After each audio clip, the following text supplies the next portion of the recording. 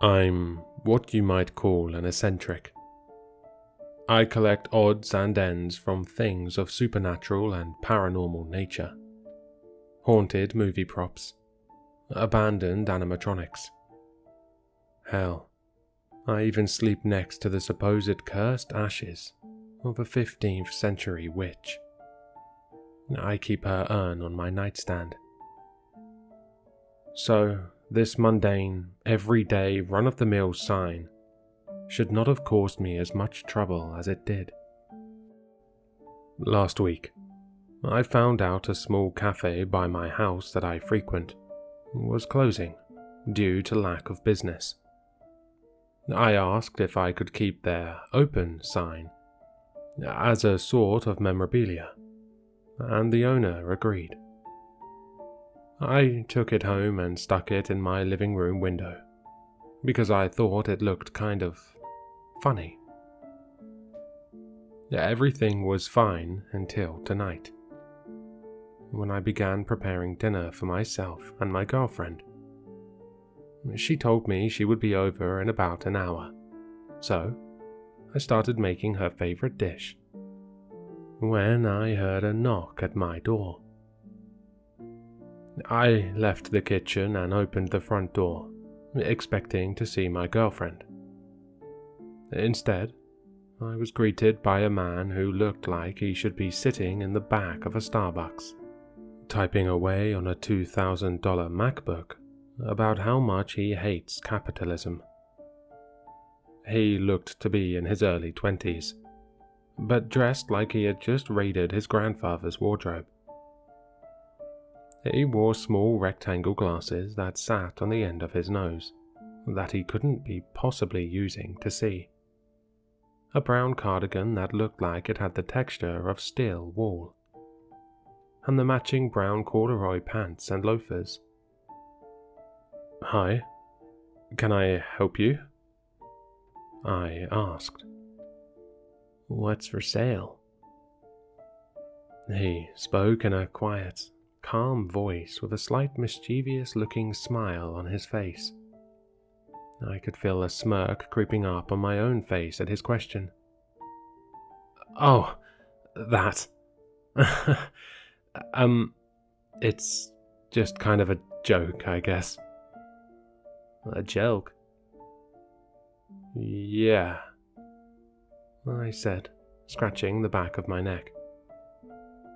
"Well, I don't see anything funny about that," he replied in his same monotone voice, his smile still sitting on his face, but his eyes narrowing.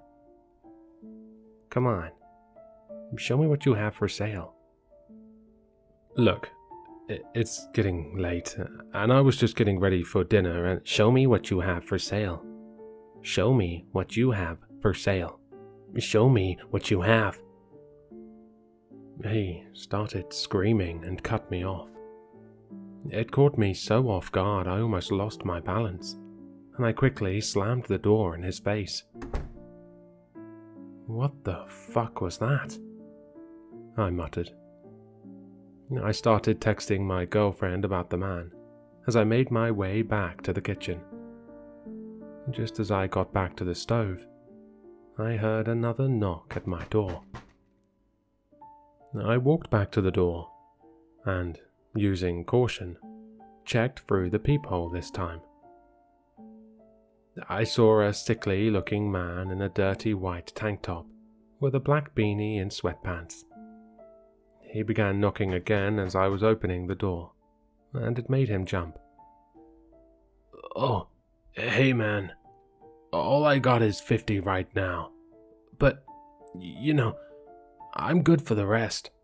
I'll have 100 tomorrow," he said, scratching a huge festering wound on his right arm that I had failed to see through the peephole.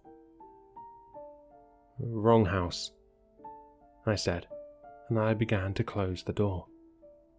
But something was wrong, and I couldn't shut it all the way. I looked down to see that the man had jammed his shoe in the doorway at the last second. No, come on, man. I see your sign," he said, raising his voice. I don't know what kind of drugs you're on, but I don't have any. He pulled out a switchblade, cutting off my train of thought about as fast as he would probably start cutting me if I didn't do something quickly. I looked to my right, at the umbrella stand beside me, and got an idea. Right. Those drugs, I said, grabbing an umbrella out of his line of sight. He seemed to mellow out a bit when I said that, but his eyes grew big as dinner plates when he saw me drive the tip of an umbrella into the infected gash on his arm. I saw green and yellow pus escaping from the now deeper hole, as well as maggots and other disgusting bugs that spilled out over my porch. He actually tried to pick some back up and cram them into his arm in between howls of pain. I slammed the door shut in his face and locked it. I walked back to the kitchen to turn the stove off before I accidentally burned the house down. I was about to call the police when I heard yet another knock at the door.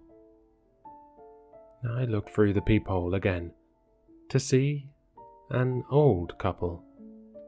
They looked to be in their 80s. Gingerly, I opened the door. Hello? I asked. Hello, son. We're here for eternal salvation. Excuse me? I said, opening the door up a bit more to get a better look at the couple. They looked like they were dressed for a big event, maybe a wedding or an award show of some kind. Yes, son. The priest told me on my deathbed to search for the opening to heaven, and by the gods' graces, here we are. I blinked twice. Are you telling me the two of you are dead? Passing on, the old man corrected.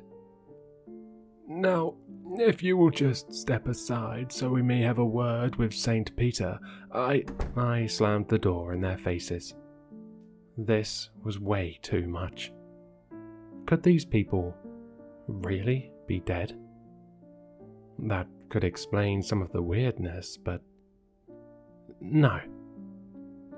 I heard the elderly couple howling outside, and I peeked out from behind the living room curtain to get a better look.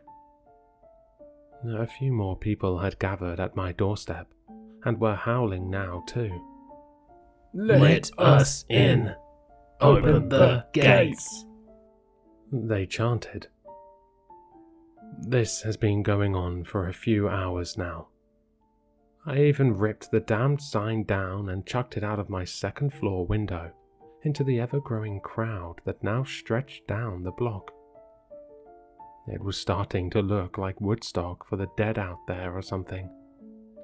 I tried calling the police, but I was only met with the operator telling me to open the fucking gates. I tried calling my girlfriend too. She answered, but told me to look by my neighbor's blue car.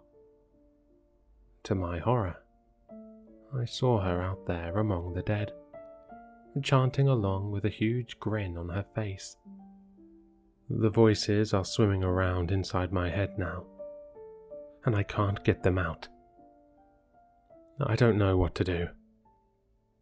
I've been an atheist my whole life, so I don't have a clue about anything God-related going on here. If anybody knows anything about what's happening to me here, please, let me know. I'll be on standby. If they don't break down my door and swarm me first.